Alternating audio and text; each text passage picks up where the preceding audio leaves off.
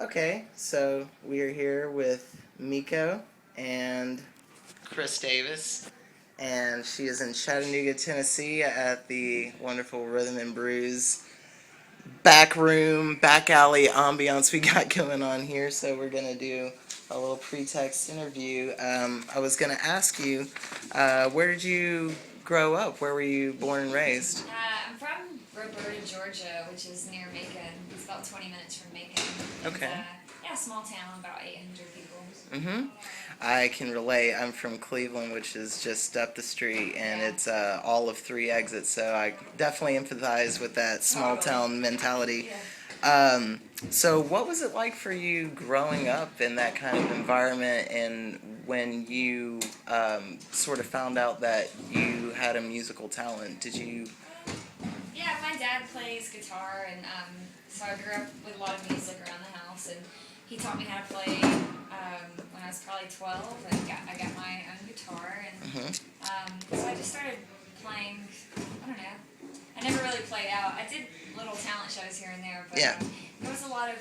I practiced a lot as a kid. It was really good to be an awkward middle schooler in my room, just practicing guitar. More empathy, so self-taught. Yeah. Pretty much. My dad taught me a few chords, but he wasn't like a master teacher. Right. Sort of just kind of laid that basic foundation, and then the rest. Now, did he play a part in the music that you came to, I guess, love? The music that you grew up on while you were learning? Like, did he reveal it to you in layers, or did you... I grew up with a lot of classic rock just from him listening to the radio. Sure. So, I mean, Allman Brothers and all the classics. Skinner and totally. Marshall Tucker and all that stuff. But when I got to, I have an older sister, and she hooked me up with a lot of new music, Sade and the Cranberries and Hell yeah. and I would just basically go through her CDs and steal them. Yeah. And, so that was really good for me at the time because it was a lot of really amazing artists that even were a little obscure at the time, especially in a small town. Sure. But luckily she was hip. So you weren't alone in the game of being awake in this world with eyes open. Totally. Cool. And so can you recall around what year that all started for you? Like, I guess it was like the mid to late 90s. Okay. Yeah, when it was great because there was a lot of amazing music that came out then. Yeah, there really was. And it very was special there time. was a lot of women, but it was a lot of eclectic. There was like I went from Hole to Patty Griffin. Sure. Sade, and there was a lot of versatility there. So when people were like, "Oh, she's a girl on guitar," like there's a lot of it's a lot different. Yeah. So happening. Did you ever find sort of a venue to call your home where you maybe started out playing at when you really I guess when you found your passion that you wanted to open mics or anything like that? Yeah, I played open mic nights a little bit in LA. Okay. Actually, a lot. I played this place called the Highland Grounds, which isn't there anymore, but every Monday night I would show up, and I didn't have a car. I would take a cab, and I'd pay $3 to enter. And I had a little bit of a stage fright at the time, so I was trying to get over it. And and that helped me get over it. But once I started having more songs and could play a full show, I started playing at the Hotel Cafe, which is a really amazing venue in LA that is just the best. And awesome. I love it. Now you mentioned LA, so when in your life, and maybe even why, did the transition from Rubec, Georgia? No, Roberta, Georgia. Where did Roberta meet LA? How did that come? Well, again, my older sister, I have to thank for a lot of everything. Really. And what is her name? Just curious. Kelly. Kelly. Yeah. Okay, great. So she graduated and moved to Miami. And when I graduated, I moved to Miami to hang out with her, to live with her for a year. Very cool. I went to one semester of community college, but I kind of hated it, and so I ended up just going to Miami for a year.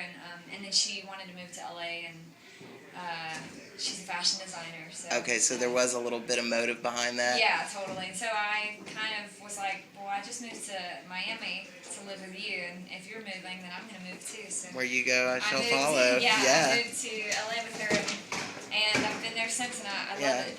And you were already musically inclined at the time of the move. Yeah. So it seemed almost like, well, duh, Yeah. of course, like. Yeah, but you know, growing up, I had a lot of ideas. Growing up in a small town, I had a lot of ideas of what what the world is like, and I didn't realize that there's a lot of music in LA. I thought it was all in New York. Yeah. I thought that was the place to go for music, and it is, but LA has a huge It's a music scene. totally different scene there. Yeah. And like you said, with the eclectic, especially like the Sade, then you get into like the strings and then the classic rock. They have it all there. So Yeah. where do you think that your style fits in, or how would you describe the art that you put out in your words? I am influenced by a lot of different things and different music. I don't know. I mean, I play guitar. I write songs. I like big voices. Yeah. You know, I'm influenced by a lot of big voices. I like a lot of jazz, Billie Holiday. I don't know. I try not to listen to certain types of music, like all of one kind of music, because I don't want to just be a certain. Absolutely. All musicians probably say that, but yeah, I mean, I'm a girl with a guitar, and I have things. I'm a shit talker, and I have songs about love, and I have songs about people that are annoying, and all of the above. I just am a writer. I started singing when I was little, but I started really enjoying the whole writing process and writing songs. So I try to take that pretty seriously. I was gonna ask, what do you believe caused a shift in your life musically from just the recreation to really knowing that this was a devotional path, like nestled in your love for music, where you're like, okay, I want to pursue this. Well, yeah, it was all about moving to LA and playing open mic nights, I guess. When I got asked to play an actual show and I got paid for an actual show, I thought, shit, like, this is way better than waiting tables. No shit. Were you waiting tables? Yeah. I was waiting for 2 years, so I'm right there with you, girl. Like, maybe I could make a living out of it. And so I just started trying to play as much as I could, and eventually I was able to quit waiting tables, which That's awesome. was the dream. Yeah. And do you think maybe you could indulge in any specific event or events, like maybe even a season in your life that really kind of signified itself as like a catalyst for you, that was moving you towards your dreams when you moved to LA? Maybe, it was an event or someone in your life that touched you, that inspired you to start actually writing what you're writing about, the lyrical content, per se. Yeah, I take a lot of inspiration from relationships. Yeah. So I dated a lot of dudes with issues. Mm-hmm. And so that was really good for me. So I thank all my ex-boyfriends. Thank you. Right. Serves as a sort of thank you for the experience that, you had your time. Maybe it wasn't the best time, but apparently something came out of that artistically. Yeah, heartbreak is really good. And some people, I feel like they have it all just laid out for them. Yeah, like a formulated. And you got to go through the grit to. That's right. To get some. There's a lot of light at the end of the tunnel, but nobody said that you weren't going to have to go through a lake of shit to get to that light. Absolutely. And maybe bring your pen along the way. Yeah, totally. So, when how would you say? Do you think your writing, the way that you go about writing new material, is different in any way now than it was when you first were becoming fluent in writing? Or like the creative process, has it changed for you at all? I think so. I think I write less than I used too, just because I have less free time. Yeah. So it's all about Because it is based on experience. Totally. Yeah. And I don't know. I just when I was just starting out, I wasn't on tour a lot, and I did have a lot of time by myself, and so I was constantly writing. Now I don't write as much as I want to, but when I do, I try to make it count. Yeah. Do you draw, like you said, you don't really have a lot of free time anymore, and true, genuine inspiration is birthed from life experiences, the heartbreak, so on and so forth. Do you find yourself, when you want to write something new, drawing from maybe events in your childhood or in your younger life? Always, yeah. Draw from memory? Yeah, if I don't get much inspiration from my current things that are going on, like a lot of it's hard to write songs when you're in love, I think, because you don't say like, oh, I'm so happy, I'm gonna sit down and I'm gonna write a love song. Right.